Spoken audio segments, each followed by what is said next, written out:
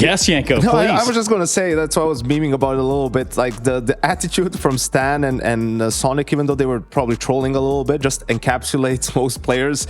New equals bad, old equals good. Like any sort of a big change, you know, players are probably going to be against it because it means you have to learn new things, you have to adjust. I was surprised by Electronic's attitude though. Like he was more in favor for this new train, and Navi was, you know, sick on the old train in CSGO. So, I mean, let's kind of go with what he was saying right there. Something's missing.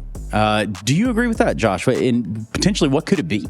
Yes and no. So I agree with what Yanko's saying. There's a lot of people that are just like, oh, it's new and it's not the same as the old one, therefore we don't like it. Well, what's different about it? Well, the outside area, there's less trains, there's less cover, you can't use that area as much, and the backhaul area is closed off. And people don't like that because they want to be able to sit at the back of the lanes and just snipe down all the lanes and use all these other places.